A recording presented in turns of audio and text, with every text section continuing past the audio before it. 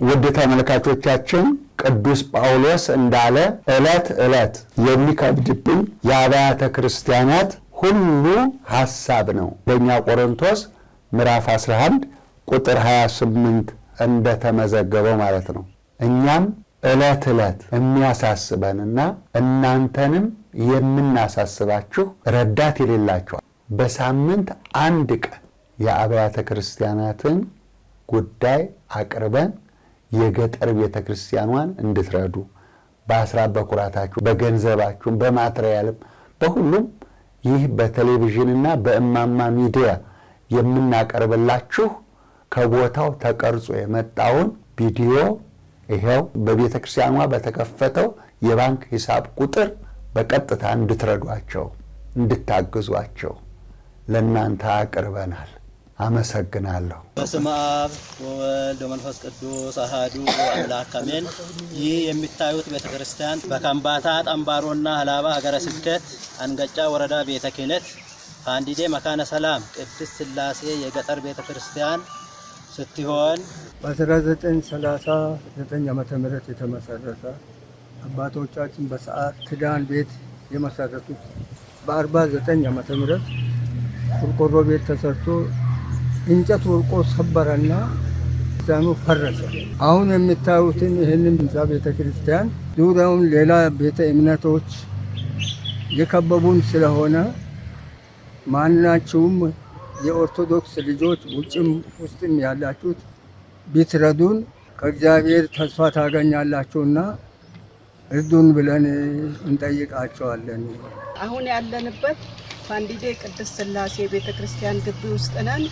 እኔ የመጣሁበት ከሆሳና መንበረ ጵጵስና አቡነ ተክለ ሃይማኖት ቤተክርስቲያን እናቶች ማህበር አባል አንዱ ነኝ።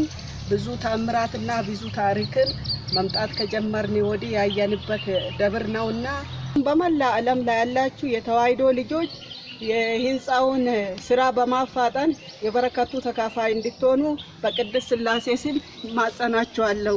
ግንባታዋ የጀመረበት በ2008 ዓመተ ምህረት ነው። አሁን የምታዩት ደረጃ ደርሶ የቀሩት ስራዎች እንደሚከተለው ይገልጻለሁ።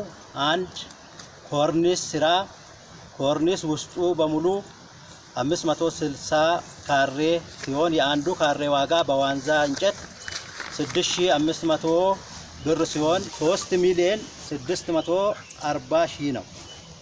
የወለል ሊሾ 360 ካሬ ሲሆን ወጪው 350,000 ነው።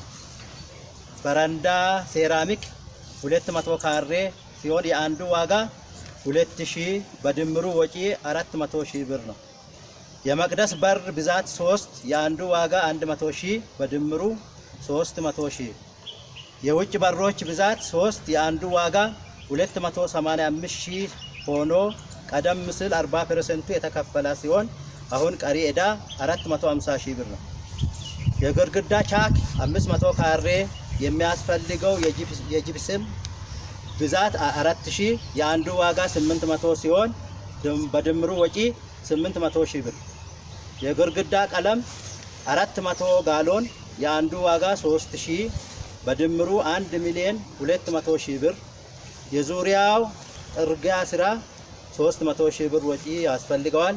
የቤተልሔም ሙሉ ወጪ ብር 2 ሚሊዮን ብር ሲሆን አጠቃላይ ድምር ወጪ 9,440,000 ብር ስለሚያስፈልገን አሁን ታቦተ ሕጉ የሚገኝበት ቦታ በጣም እያፈሰሰ ስለሆነ ታቦተ ሕጉን ወደ መቅደሱ ለማስገባት የተዋሕዶ ልጆች አገር ውስጥም ሆነ ከአገር ውጪ ያላችሁ ለዚህ ህንጻ ስራ ለበረከት እንዲሆንላችሁ ያቅማችሁን እንድትረዱ በኢትዮጵያ ንግድ ባንክ